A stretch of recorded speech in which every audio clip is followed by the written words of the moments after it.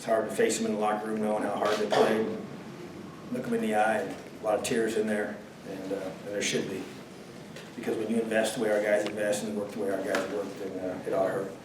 And it does, So, but proud of this football team. Come on the road against a top 25 team and had our chances. So just gotta find a way to make one more play.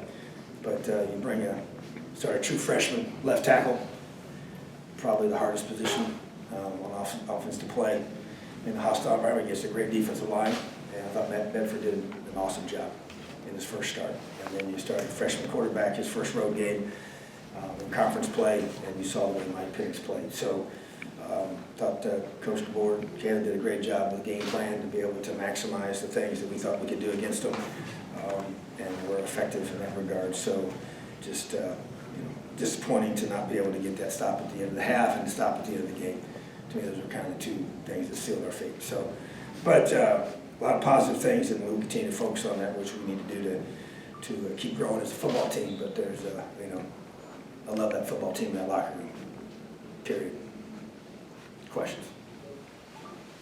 Matt, go ahead. Matt, come. Coach, kind of talked about this, but with the performance of some of the younger players at T1, Mullen, Michael Penix, that kind of give you a sense of kind of validation for what you've been building here over the past couple of years? No question. We're for real. We ain't going nowhere. We're young. Third youngest team in the Big Ten, period. You saw how we competed. We didn't show up just to compete. We came to win. We were one play away from winning. So yeah, I'm proud of this team.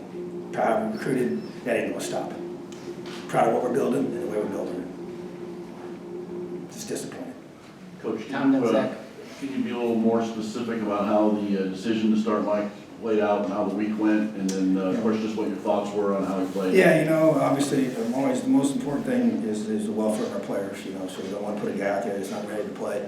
And very systematic process we went through to decide if he was ready.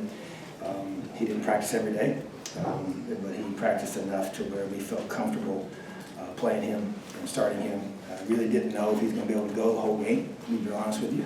I had Peyton ready if we needed to do that. And so you just go through and you evaluate with our medical staff, and they did a phenomenal job of helping him rehab and get to the point where he could play. And so we just kind of gauged it each day, one day at a time, and see how he felt the next day, and then kind of so forth, so on. We got through Thursday, and then see how he felt even as soon as yesterday to know where he was at. And so that was just kind of the process we went through to figure out if he was able to go. And he felt really good. But to me, the biggest thing is to be able to do what he did in this environment, with just really a couple games under his belt, and really nothing similar in regards to the opponent or he played a little bit in the Penn State game a year ago, but not on the road. So just really impressed by the way he performed.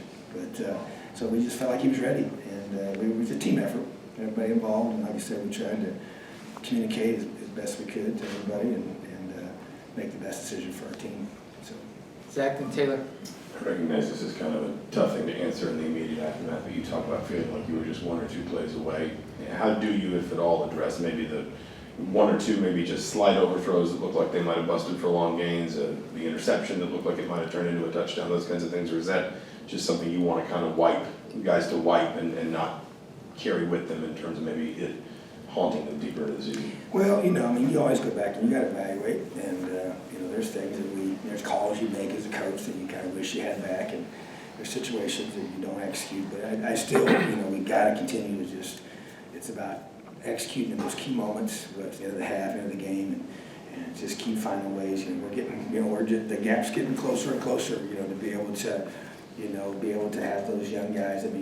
Just to me, it's just making those one-on-one catches, those one-on-one, defending the ball. The ball's right there. We're right there. And so we're getting better and better every week. Just the way we ran the football against that. I know it's 70 yards, but those were 70 tough yards. But and part of our game plan was the perimeter game. To me, those were count. They don't count as runs in the stats, but those are runs by how we design things. So getting the ball out of the perimeter to our receivers and blocking for each other. So you just go back and look at all that stuff. But there's a lot to build off of, and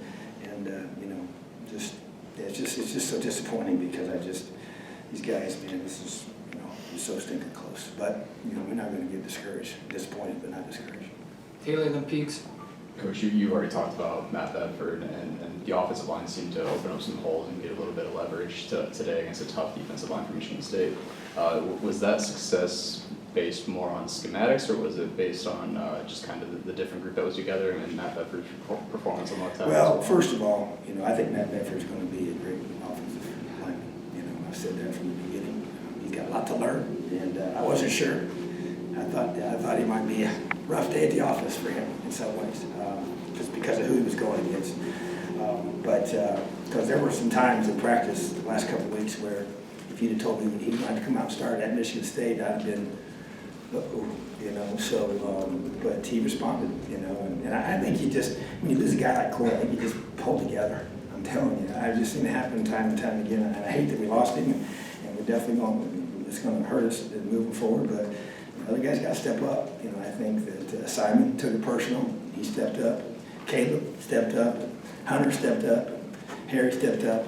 All those guys just elevated their focus and level of play. But I also, I think this, our coach did a good job schematically, kind of giving us some things there and taking advantage of what they're giving us. And as every game passes, you get more information. You know more what you're going to see.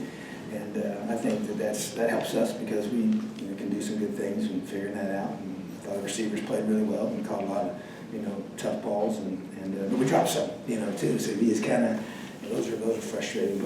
But I just think that a guy like Matt, man, it just gosh, I'm telling you, that's tough. That's a tough task for him to be thrust into. Because he's not even a seasoned offensive tackle. He played D tackle in high school most of the time. And so just moved his senior year, so he's got a very limited rep base at that position. But he's as good as he wants to be, and he's an amazing kid and works extremely hard. And his biggest fault is he just takes things too personal and gets too hard on himself, and we're just trying to work on him. Hey, just play the next play, not dwell on the last play or the last two or three plays ago. It tends to do that, but Coach Hiller, I think, is an amazing O-line coach that does a great job teaching. I believe in him. That's why I brought him here, and he's going to get those guys ready. So it's their job every week to be able to help us run the football and go score points. And so against 31 points against this defense is tough to do. I'm telling you, just because everybody else has to play against them. So, but it just wasn't enough, which is really tough. Peaks and Jim. More so in the first half, you struggled a little bit with the pass defense, especially seemed like when they tripled up three guys on one side and so forth. It's just getting single coverage on you. Yeah, I mean, they did a little, we got names for those formations that they use, and they're obviously trying to rub you off, and we have different things you can do. And you got, it's kind of it's a catch-22 in some ways, and so you can play different, zone concepts around it. It ends up being a match man in some ways, and they have beaters for those too, So I mean, to me, at the end of the day, you gotta decide how you go. You gotta have some variance, which we do, but you also gotta win one-on-ones, So, but I believe in that. That's how we play, So you don't sit here and second guess the very way that you had built your defense, So, but you gotta win those one-on-ones. And Tyler Mullen is another true freshman that just a kid, and he's very big, but he's a tough sucker. And he just makes plays. And, 25 is a big receiver. He's a really good receiver. I think he's the leading receiver in the Big Ten, So, but, and he's got a big frame on him, So, but, hey, we don't mind. We're going to find guys that want these challenges, and he's one of them, and that's how we're going to play. And we'll go back and evaluate, and we'll get better from this for sure. But, I stand by what we do and the way we do it. Jim, and then we'll close with Tom. I know there are no moral victories, but with all the youth that you've talked about, what is it that you want those guys to take from this game Monday morning? Just how much it hurts, just how much it hurts. And just the fact that, as I just shared with you, and did you do every possible thing? We got some guys that this is their first time traveling, and they didn't play a whole lot, and I'm not sure that they really understand, hey, I could have been in the game on that last drive. And just still teaching those young guys, and what do you do during the week, and how you prepare, and that's where you just got to keep teaching your guys, So yeah, there's no doubt. And it was a tough loss. We came here to win, and we went for it on fourth down early. They stopped us, and and we got a takeaway, we stopped them on fourth down. And then that very next drive, we had a fake punt ready to roll, and other fakes and other things we wanted to do, so we came here to let her rip and win the game, you know, so, but yeah, I just, you know, that doesn't mean I'm not proud of our guys, you know, just because you lose a tough one. You're not conceding anything when you say that, you just, you know, your kids fought their tails off and gave you everything they had, and you just gotta find a way to make one more play. Tom Brew, last one. Coach, can you talk about just those last couple of minutes of the first half there, and there was the special teams Yeah. issue, then the quick series and that, where they, you know, they basically got an extra touchdown there that, you know, how big was that for you? Well, I mean, and the touchdown right before the half, we always talk about how you finish out the half, and just that, I was hot when we came in off the field on that, and just missing that check that we should have got, you know, and then we had a mistake on a special team. But that's where you've got to continue to just flush through all those, you know, communications, and you won't have any issues with how many guys you got on the field and who's supposed to be out there and all those different things. And even then, you think about the punt return that they got called back, you know, and because of the holding, then we got the ball, and we lost, how many yards did we lose there? Probably 45, 50 yards.